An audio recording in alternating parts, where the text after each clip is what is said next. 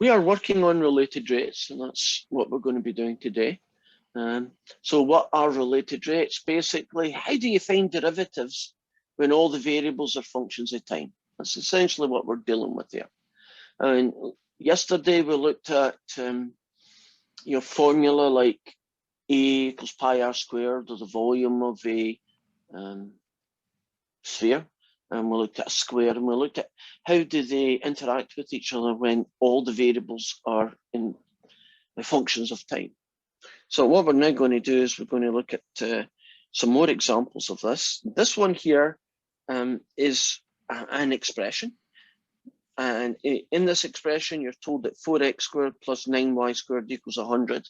If you're interested in what does that look like, well, if you sketch it, it's an ellipse centered at the origin. And it has a major axis of 2 and a 3, I should say, and a minor axis of 2. Now, in these questions, you're told certain things, and you've been asked to find one thing. So in this particular question A, you're being told that the rate of change of the y coordinate with respect to time is a third unit per second second. You've been asked to find the rate at which the x coordinate changes, and you've been asked to do it at a particular point in time, a little snapshot. So you're told that this is equal to a third, this is 4, and this is 2. And we're being asked to find the value for dx by dt at this particular combination of information. So the way you tackle these questions that look like this, at least, is you start with the initial equation, which is fine. And we are going to differentiate. But we are going to differentiate with respect to t, right? So everything here, the x and the y, are considered to be functions of time. So when you differentiate 4x squared, I want you to think more like the chain rule. So when you differentiate 4x squared, you get 8x times dx by dt. It's a bit like 4 something squared get you 8 somethings times the derivative of the something. And the derivative of the something is the dx by dt part. And y is considered also to be a function of time. So when you differentiate 9y squared with respect to t, you get 18y dy by dt. And what do you get if you differentiate the number 100 with respect to t? 0? You still get 0. So step 1 is differentiate your formula, your expression, whatever it is that this is, with respect to t. And you're done. And step 2 now. Step 2 is essentially plug and chug. Everything that you know the value of, you're going to replace it in here. And you're then going to be able to use that to find dy by dt. So what do I know? I know x is 4, so 8 times 4. I know dx by dt. No, I don't. So I just write it down. I got 18. I know y is 2. And I know dy by dt is a third. And it's equal to 0. So basically, you can see I'm plugging in everybody that I know. And what you're really left with here isn't it an equation in dx by dt. In other words, I should be able to find the value for that in a few moments. If you multiply these two together, you get that guy. If you do this and this, I believe you get 12. And then I'm going to use my tried and trusted technique of as long as you do it to both sides, it's okay rule. So I'm going to subtract 12 from both sides. I am then going to divide both sides by 32. And I believe you get negative 3/8. Now that wasn't too painful. The question was asking us to find dx by dt. We found it, it's negative 3/8. And we did it really as mostly a two-step process. Step 1, differentiate with respect to x. Step 2, plug in all the values that you know and solve for the one unknown. And that was basically a version of homework question 4. let's do version of homework question 5. This time we have x squared plus y squared plus z squared equals 9. And let's tell you what you're being told. You're being told that dy by dt is 6. You're being told that x, y, z is 2, 2, 1. That's just a shorthand way of saying you're being told that x is 2, that y is 2, and that z is 1. And you're being asked, oh, you've been told something else here. You've also been told that dx by dt is 7. Right, that's all the stuff you've been told. And you're only going to be asked to find one missing thing. And in this case, you're being asked to find dz by dt.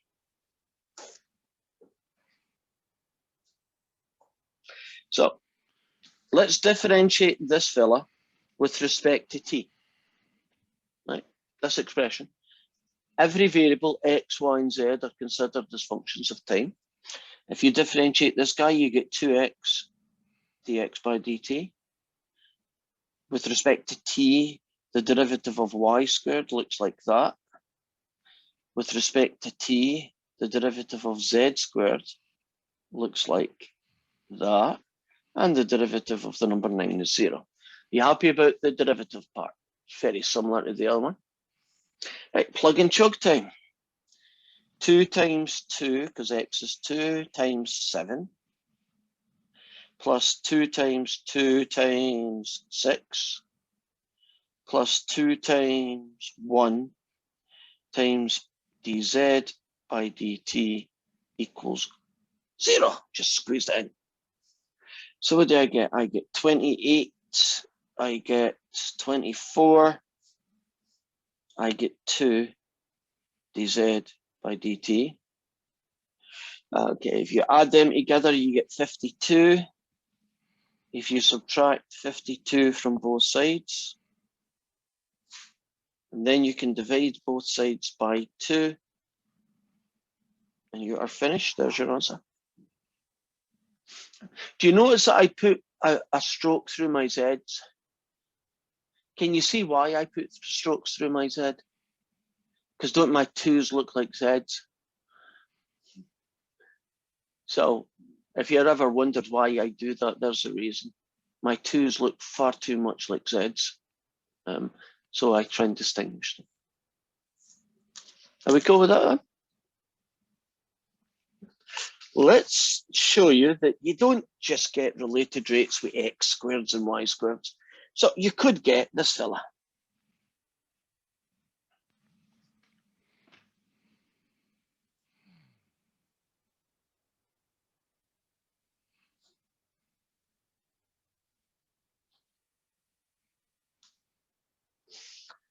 So here is an expression. You're being told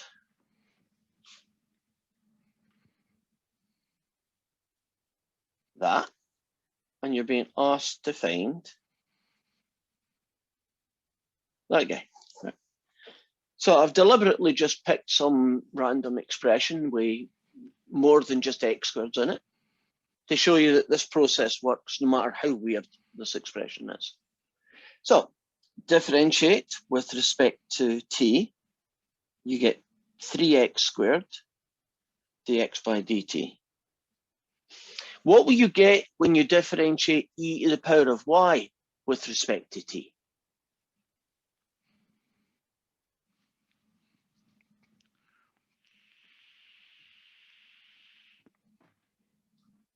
E to the power of y with respect to t, what's its derivative? Would it just be e to the power y times dy over dt? That's exactly what it is here. I don't know why x on its own causes trouble for some people. What's the derivative of x with respect to t? dx over dt. Yeah. If you like 1 dx by dt, but nobody writes one. Agreed, you just write x by dt. And the derivative of the number 2 is 0. So we're happy about the derivative step, how each of the pieces have now been differentiated with respect to t. It's kind of like the chain rule, kind of like implicit differentiation, right? It's got a similar kind of look. Have you noticed that x's and y's are treated exactly the same? Right? X is no different or better than y, right? They're all treated the same because they're all functions of the same variable t.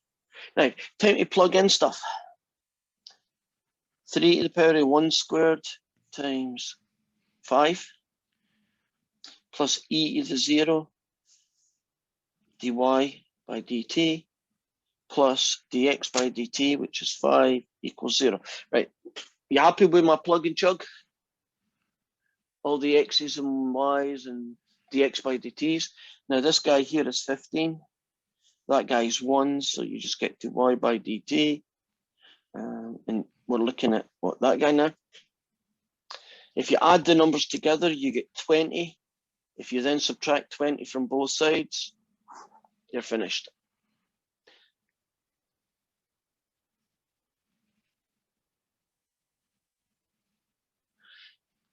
Do we feel comfortable with the process where you're given an expression with x, y's, and z's in it, and you're told what you need to be told and asked to find one missing thing? You feel comfortable with that process? We're good then, right? So now we're moving on to applications, which tend to cause more trouble. In the application stories, there's going to be a word problem, and we are going to have to create a formula, right? We're going to have to create something that looks like this, and then we can go and do the rest the way we always have. So this is my aircraft one. This is question 6. So here is the ground, and there's a radar station here.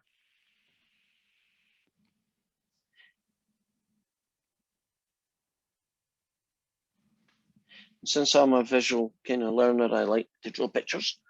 And there's a aircraft, 1 mile altitude, and this aircraft is flying in that direction. And I don't know that that distance is, so I'm going to call it x, but I know the speed of the aircraft. So you've just told me what dx by dt is, and the speed of this aircraft is 460 miles per hour. And I don't know this distance either, and I'll put in y. But in the story, I'm being asked to find the rate at which that distance. So I'm being asked to find dy by dt. And what else am I being told? Well, I'm being told that you have to find it when x is 4 miles. So you imagine this aircraft flying over the radar station, traveling at a distance. The distance from the radar to that aircraft, that diagonal y distance, we want to find out what that is, what the rate at which that is traveling at. And we're doing it at a snapshot at 4. So what we have here is a picture. Would you agree that's the right angle? And our first step that we haven't had to do yet, because we've always been told the equation, we now have to create an equation that links the x and the y together. If I draw just the basics of what we need, what comes to mind when you see a picture like that? Pythagorean? Right? Now, according to Pythagoras then, isn't the hypotenuse squared equal to this?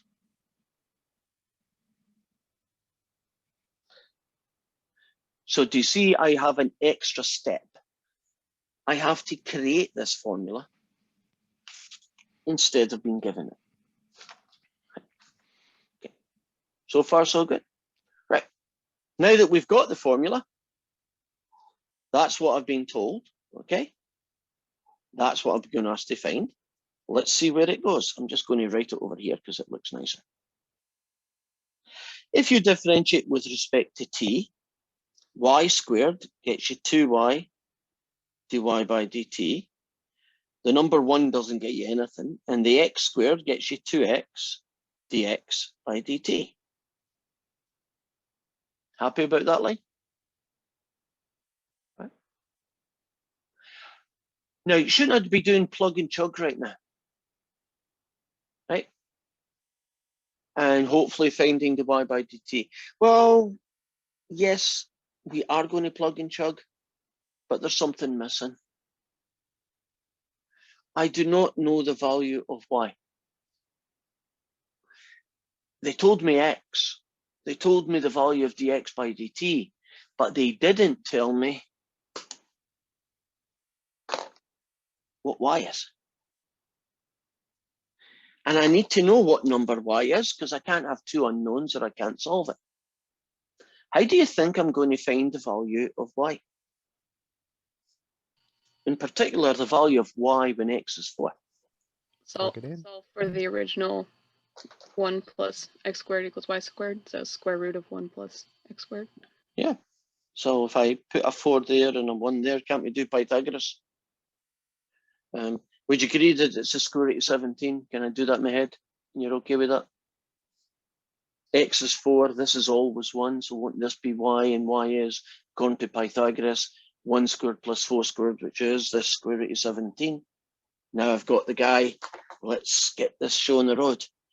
2 times the square root of 17 dy by dt is 2 times 4 times 460. That makes dy by dt 2 times 4 times 460 divided by 2 square root of 17. And they want the answer to the nearest whole number. And I am going to deliberately do a mistake here. Oh, that shouldn't be too hard to do. 2 times 4 times 460 divided by 2 times the square root of 17.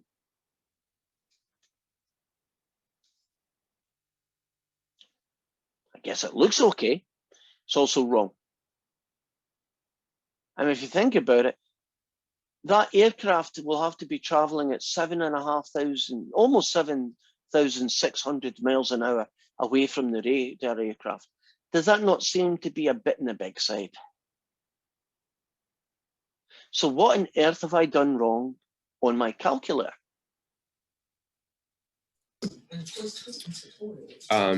You didn't put the bottom or the top or the bottom in parentheses. So because of order of operations, you're dividing 400, or you do it from left to right. So then you do divided by 2 and then everything times square root of 17 instead of 2 times square root of 17 by itself. Correct. So there's your right answer. 446 miles per hour. So, I mean, it's a simple mistake, but can you imagine you could do it, you know, big cal, bum, bum, bum, just how hard is that, yeah? Most of the time the calculator is fine, isn't it? But be a bit careful of dividing, especially if there's 2 terms on the bottom. You could come a cropper. 446 miles per hour. Seems reasonable. I mean, look at that. You agree it's a little different, but not that different. And would you agree 7,600 seems a bit unlikely? It's the end of that question then. There you go. Let's look at our next one. Each one of these stories is different. So you have to take each one on its merits.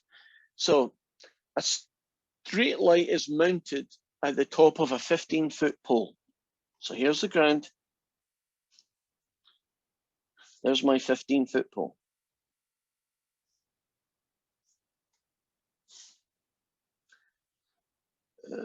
A man 6 feet tall walks away from the pole. So here's my guy.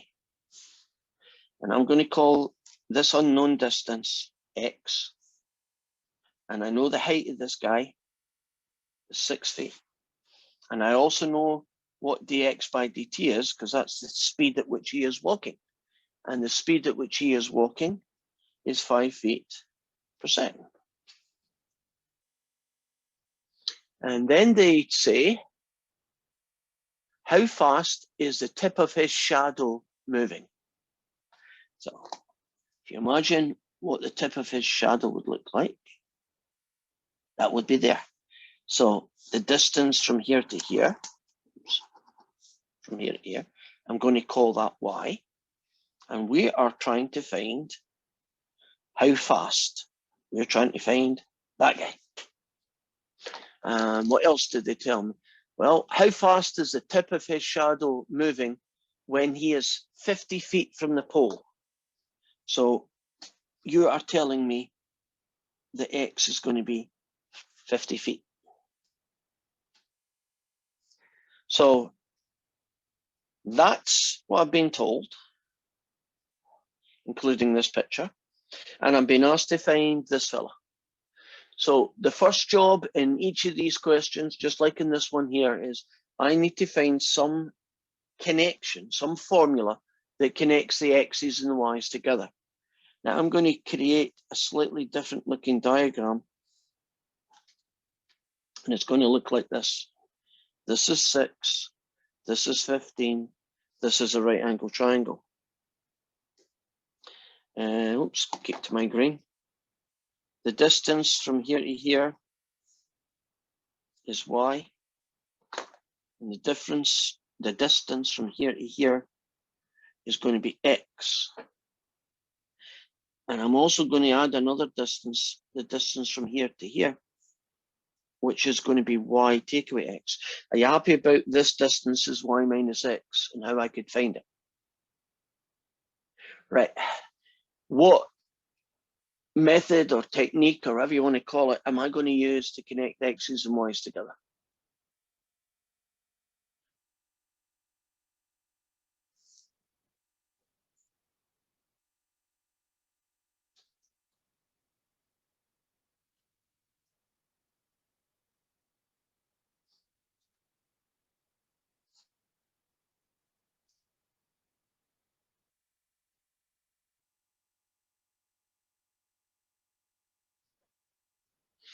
There's a clue.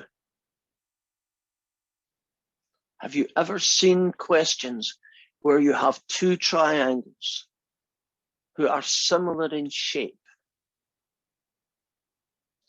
And there's a property in geometry that deals with this situation. And that property is called similar triangles. Can you remember similar triangles? Then you're learning something new today. If two triangles are the same basic shape, just one of them's bigger than the other, right? So it's like you took a triangle and just made an enlargement of it, right? You didn't distort it in any other way, but just created a bigger. They are called similar triangles. And the property is that when two triangles are similar, equal sides are in ratio. What does that mean? It means this 15 divided by 6 is the same ratio as this y divided by y minus x. I have now created a formula with the x's and y's interacting. It's called similar triangles. So if you haven't heard about it, I guess you've now heard about it. Now, I could leave that, but that would be bad news. Could you imagine how difficult it would be to differentiate that? So let's not. Let's see if we can make it look pretty. If you do a cross multiply, then it becomes that. If you distribute the 15, it becomes that. If you subtract 6y from both sides, it becomes that. If you add 15x to both sides, it becomes that. And if you divide both sides by 9, you eventually get 5/3 x. Isn't that a remarkably nice connection between the y's and the x's? Very simple connection. That the y is just 5/3 whatever the x is. So now I've got the formula that I will be able to differentiate with respect to t, and I'll do it over here. So y is 5/3 x. If you differentiate with respect to t, this guy gets you dy by dt, and this fella gets you 5/3 dx by dt. I'll now do the plug and chug. I want to find this guy, and it's going to be 5/3 that guy. And the answer is dy by dt, and it's 25/3. I guess the units are feet per second. Have you noticed that in my plug and chug, I did not use the x equals 50?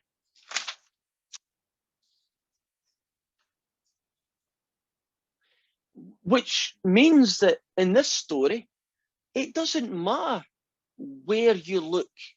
His shadow is always going to be moving at the speed of 25/3 feet per second. Which means you will never catch your shadow. See, if you're a little kid and you were looking at your shadow and you're trying to get, stomp on its head or something, do you notice that the shadow's always going to be that little bit in front of you?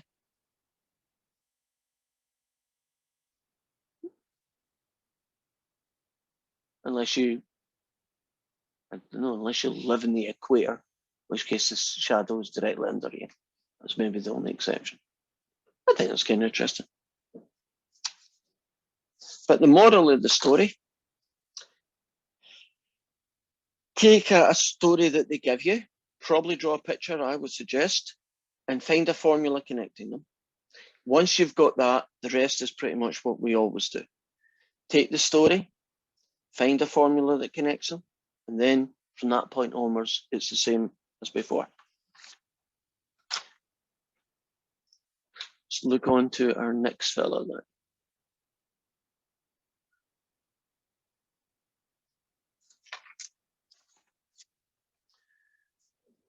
Okay. This is a version of question 8.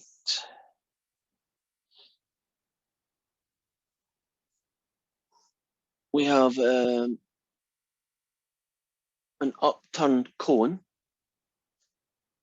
We are told that this particular cone has a height of, let me find the numbers here, of 600 centimeters and a diameter of 400 centimeters. Actually, 6 meters and 4 meters. But you have to turn everything into centimeters because the volume is in terms.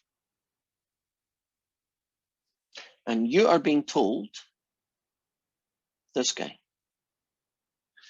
And this guy is 8,500 cubic centimeters per minute. And because this was in cubic centimeters, I had to convert the 4 meters that they told me in the 6 meters into centimeters. Now, what else do we know?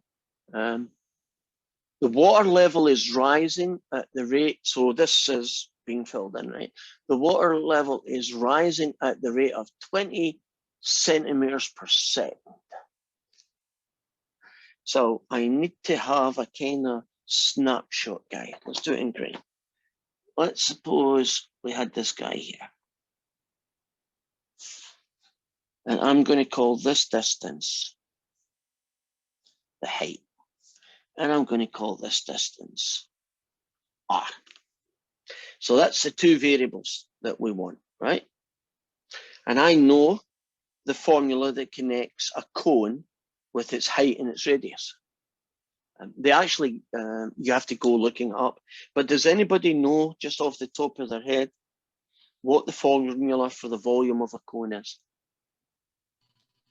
Does it count if I looked it up yesterday? Is it came to mind yet? Last chance? Yeah. Oh, you got it? Oh. Yeah, it's 4/3 times pi times radius cubed. That is the volume of a sphere. Sorry, squared. That's the volume of a sphere. Different note. Yep. get 1/3 pi r squared h. And you would go look it up, right? Now, the information is almost finished, but it's not quite. You're being told that guy. You've also been told that the height is 2 meters. So I'm turning that into that fella. And you're being asked to find the rate at which water is being pumped into the tank. So this dV by dt is actually the water that's leaking out. And then there's another guy called C, which is adding in. So if I was really being accurate, the rate at which the volume is changing is a combination between some number C and 8,500. So you're pouring it in at the rate of C and it's leaking out at the rate 8,500. So that is actually the correct value for that one. We're also being told the H is 200. But there is a problem. Isn't there a variable R here as well as an H? And I can't really do this question unless I know what R is. And I also, I guess, might need to know the rate dr by dt. And that's not going to be, that's not going to end well. So I'm not going to do that. I want you to imagine I sliced this thing. Wouldn't you have a big isosceles triangle, right? If you sliced it right down the center. And I'm going to put that center line right in here. Now, at the top, wouldn't this guy be 200? That's 200 on both sides. Wouldn't this be the 600? Try to draw 600 side isn't easy. That's good. Now, if I put my little imaginary guy in here, won't he be R? And won't this guy be H? So if I set up my similar triangles again, I know that a 200 by 600, and there's a little baby H with R. And 600 over H is 200 over R, the property of similar triangles. If I do a little cross multiply to make this nicer looking,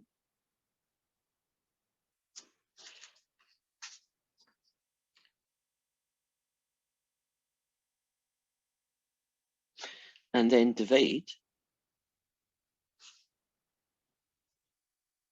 do you see that I found that H is actually 3 times whatever R is?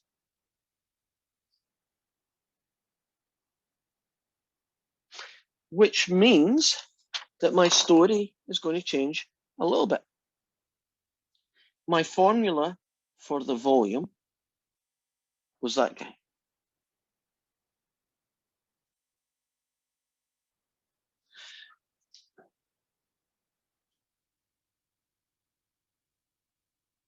Oh, I should do that. Let me do that a slightly different way.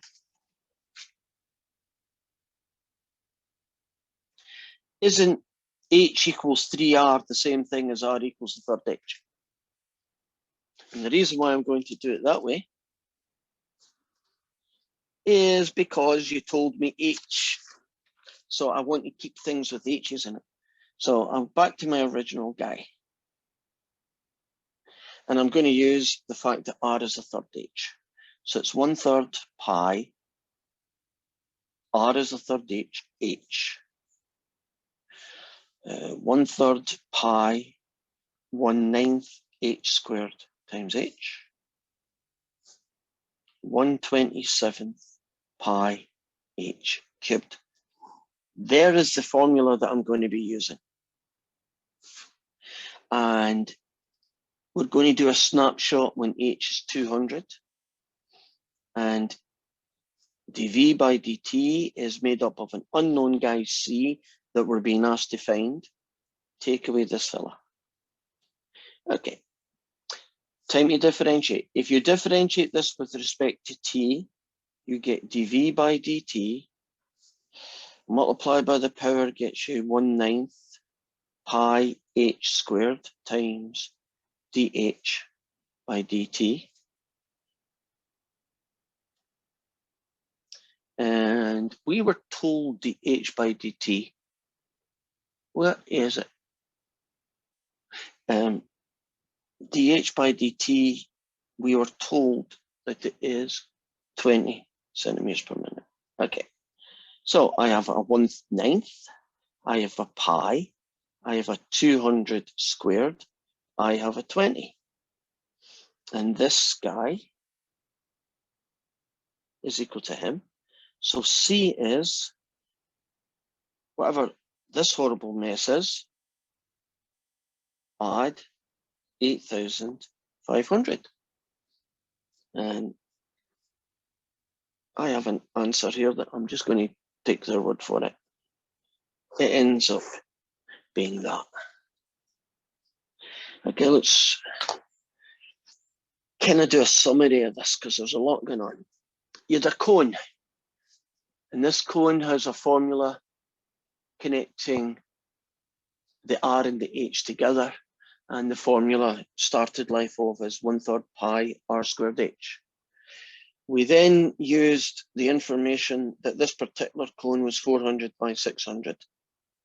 And then we imagine a little snapshot with an R and H as it fills up, and created two similar triangles, which then eventually allowed me to find what R was in terms of H. Now, if this question had told me, where is it?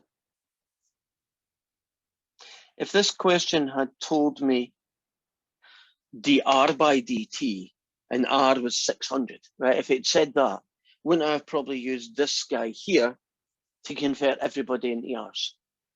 So I had a decision, was I going to have this formula converted so it had nothing but H's in it, or was I going to use this formula and convert it so it had nothing but R's? So if you're wondering why I went that road, it was kind of fixed. I had to, because they told me the rate at which H was changing, and they told me the snapshot value of H. So we found out what R was in terms of H. That meant that our new formula, the original, got altered. And that's the guy I differentiated with respect to T. And then I basically just plugged and chugged, added this guy to the other side, and call it good. This question would have been much easier to do if this had just been that guy, because then wouldn't you just calculate this and that would have been the answer. But they